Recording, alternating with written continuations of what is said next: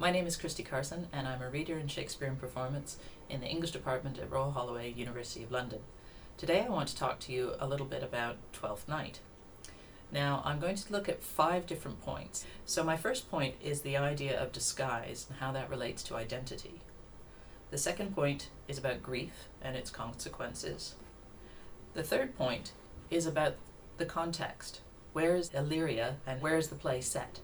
The fourth point is about the ending. I think Shakespeare's beginnings and endings are really important, and they have a great deal to say to an audience.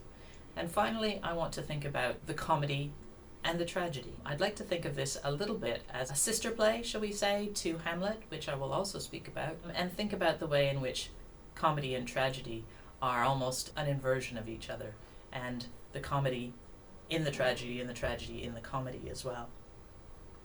So if we start with the first of these points, disguise and identity. One of the things that's been interesting in contemporary performance, which is my own area, is looking at the way in which all male, all female, gender crossed casts have made us think about the plays in new ways.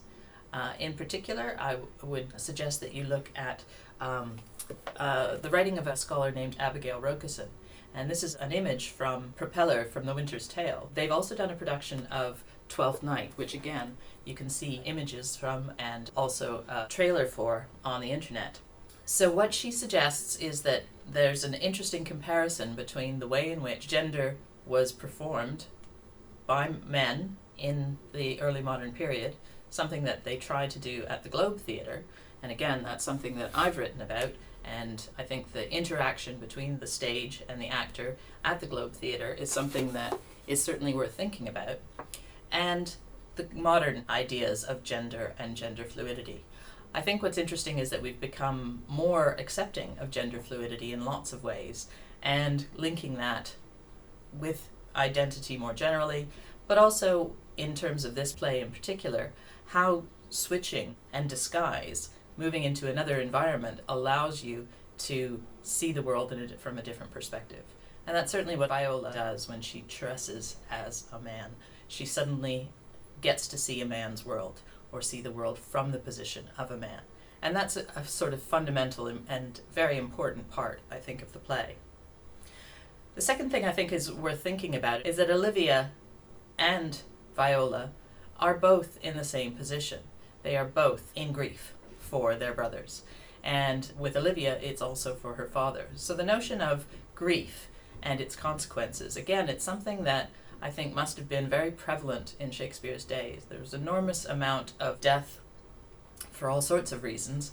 And the beginning of the play, at least, is sort of steeped in this frozen feeling of what happens after the death of someone close.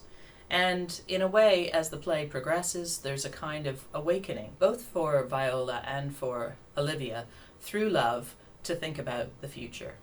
They're forced to confront themselves through their relationships with others, and as a result of that, they then are forced to move beyond the death of their brothers in both cases. This takes me to the third point, which is this one about where is the play set?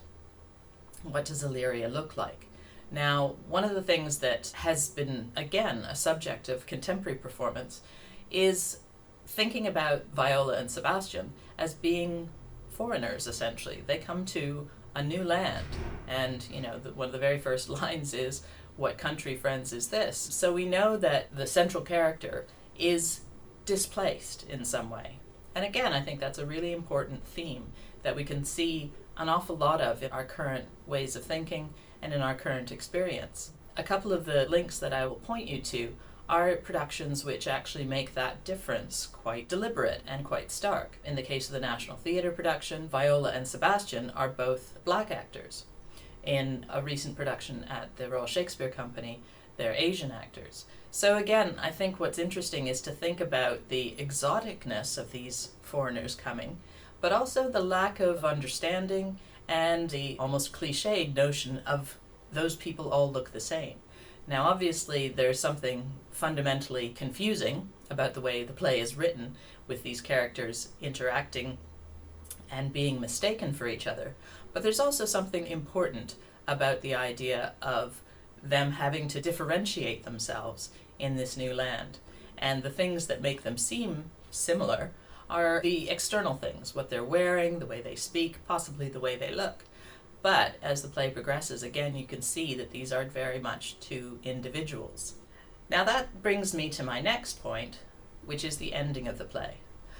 Now, what's interesting, if you think about the play in terms of our current ideas about gender and gender fluidity, is the fact that while the play opens up all sorts of ideas about the possibility of desire between two men, between two women, between men and women, at the end of the play, we go from having a triangle to having a quartet, which is conventional. That's the way the play should end, with two marriages, and quite literally, Viola's character is split in two, so that there isn't the division anymore between Illyria and Orsino. But what happens sometimes in contemporary performance is that rather than it all being sorted out that sometimes there is a disappointment, either from Orsino or from Illyria, that the person that they thought they loved is in fact not who they pretended to be. And so what's interesting is that, and I think Shakespeare does this quite consciously, we have the conventional wrapping up of the way that things ought to be at the end of the play. And yet there's something a little bit uncomfortable about the fact that Illyria says, okay, fine, I'll have Sebastian. Doesn't matter that it's not Viola. She gets to be my sister. So there's a kind of strange tension in that final outcome. The other thing that I think is worth highlighting is the fact that there are at least three losers in that, game of winning. There's Malvolio, there's Feste, and there's Antonio, all of whom are excluded from the happy ending.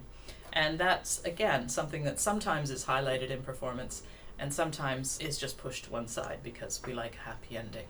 So that brings me to my final point, which is about the difference between comedy and tragedy. And one of the things that I like to say, slightly facetiously, but I do think there's some truth in it, is the fact that in a comedy we have a woman coming of age and getting married at the end. In a tragedy we have a man coming of age and dying at the end. Now, not to say that getting married is like dying, but it's interesting to think about the fact that a woman's journey to adulthood is comic, where a man's journey to adulthood is serious. So what I would think is interesting to compare is the expectations of these two genres and why we have very different expectations for women going into the period of discovery which leads them to adulthood, and men going into that same sort of period of discovery before they come out the other end as adults. One of the tragic things, of course, in Hamlet is the fact that he would be quite a good leader if he had lived. What we don't know at the end of Twelfth Night is whether or not these seemingly wonderful resolutions will last. Now again, that's not necessarily the idea of the comedy. We're all supposed to end happy, but it does, as I say, have a little bit of bitterness to it, with Malvolio saying that he will be revenged on them all. So I think that Shakespeare's very aware that not only is gender a construction, but that conventional marriage, and conventional marriage as the ending of comedy, being something that really is quite constructed socially. So while I love productions of Twelfth Night, I'm always very interested to see whether or not there's a little bit of that darkness amongst the light at the end of the play.